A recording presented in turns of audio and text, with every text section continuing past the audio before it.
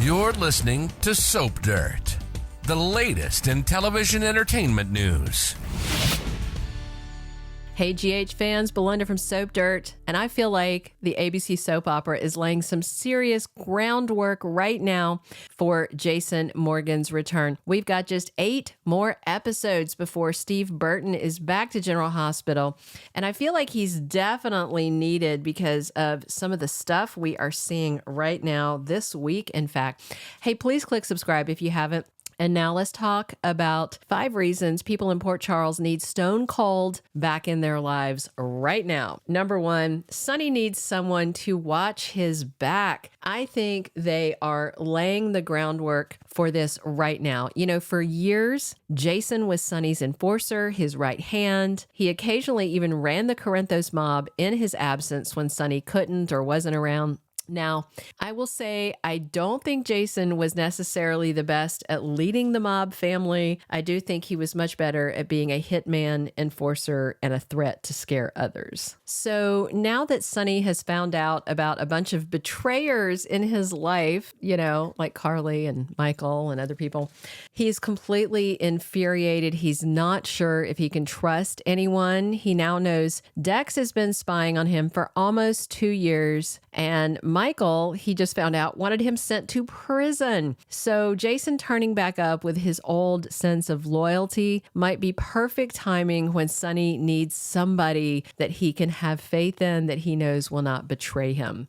All right, the second thing, I think Carly Spencer needs a twin that's not totally unhinged. So another bit of groundwork I feel like General Hospital's been laying for a while is making Drew Cain look increasingly undone, overly angry, out of control. He has been looming over Nina, looking like he wants to get physically aggressive with her. He even told her if she were a man, he'd hit her. Now, he didn't hit her, but he's still being very physically threatening. And when a man is that size, because he's a big guy, you shouldn't be all up on a woman like that. I mean, I think it's okay for him to say what he wants to say to her, but getting physically intimidating and aggressive, I think, is an issue, period. So, you know, Drew is all about revenge against Nina, and he's blaming her for stuff that isn't her fault, like him being beaten while he was in jail. He was beaten for spying for Sonny, and Carly took Sonny there so that he could ask him to do it. Bottom line, I feel like they're having Drew do this crazy eyes ranting thing to make him look worse, because once his twin is back to stand next to him, then Jason's going to look better. So maybe though, you know, Jason can help Drew get his rage under control, but I doubt it. I kind of think Jason's return may actually make Drew's anger even worse. They're not exactly bowling buddies. They never have been. They did that treehouse thing, you know, right before he died, I think, but it was like pulling teeth to force them together. They're just not friends. All right, number 3, Danny needs his dad. He is drinking and partying. So another little piece of groundwork that General Hospital just laid for Jason's return is about his son with Sam McCall, Danny Morgan. They sourced the kid, soap opera rapid aging syndrome. They sourced the kid just a little. They're saying he's 14 and he should be a few years younger than that. So anyway, the cops brought him home when they caught him boozing it up with some other boys, I think in the park. The good news for Danny is that Dante Falconeri is a cop. So Danny's common law stepdad is basically the only reason he wasn't arrested and tossed in juvie. But Sam is very worried about Danny. She talked about how he's kind of got an adrenaline junkie streak like his dad, Jason, and said he's more like him every day. That to me is kind of sloppy dialogue, maybe the work of the old writers who I don't know if they just don't know the history or just don't respect it. Because let's be real, for many, many years, his formative years, the years when he's the same age as Danny is now, Jason Quartermain was his name and he was a good kid. He had good grades. He was pre-med, you know? He only turned dark and dangerous and adrenaline junkie-esque when his alcoholic brother AJ crashed their car, and then Jason's brain was never the same. And AJ wrecking them and putting him into that medical crisis turned him into something else, something that we all know is stone cold. But yeah, Danny definitely needs his daddy, and he needs to hear what happened to his dad because of his uncle drinking and driving. That's a cautionary tale right there. All right. So the fourth thing I think about Jason coming back is that he needs to step up for his son, Jake Weber, too. So far, Jake is not in trouble like Danny, but you never know. They might do something bad with him before all is said and done and March 4th rolls around and Jason's back. So we still have that spoiler for Elizabeth saying a blast from her past shows up needing her help. I had wondered initially if that might be Jason, but then again, there's some chatter from behind the scenes saying that the two writers that are gone now got fired for mucking up Jason's return story. So maybe that spoiler is not going to happen if it's from the old regime and they threw their storyline into the garbage and had the new writers start from the drawing board for a new Jason return story.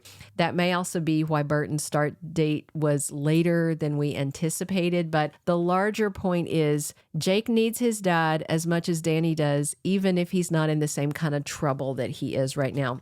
I've seen some fans on Soap social media talking about it would be really interesting if Jake and Danny wound up with the same sort of rivalry brother vibe like Jason had with AJ Quartermain. We'll see, but that would definitely be super soapy.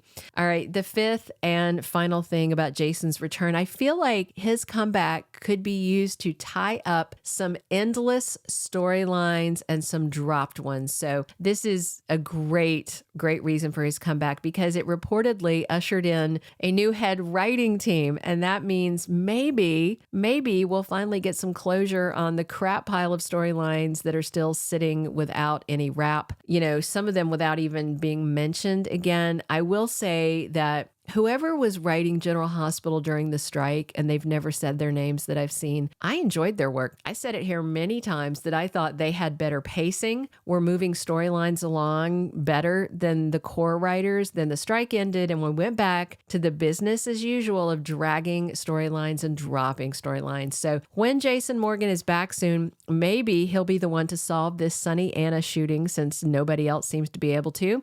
Maybe Jason can see about, running the Pikeman people out of town. Wouldn't it be great if Jason shut down Cyrus Renault once and for all? If Jason's return could clean all this up, that would be icing on the cake. Even if you're one of those people who is on the fence about his return or don't want him back, I do think, you could see a silver lining if Jason's return meant a lot of these loose ends would finally be snipped.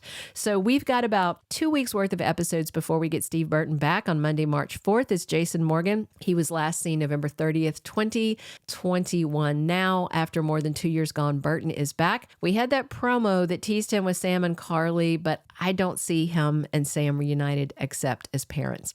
We'll see how it goes. I do have some high hopes that maybe his return will change some things that really need changed, but I guess we'll see as March kicks off. Hey, please click subscribe if you haven't already. Definitely drop your comments and come back. We are here talking General Hospital 7 days a week, and as always, it's Belynda from Soap Dirt. Thank you for being a loyal listener. Follow us wherever you get your podcast, because you don't want to miss the next episode. Soap Dirt is on all the major podcast platforms, including Apple Podcast, Spotify, iHeartRadio, and more.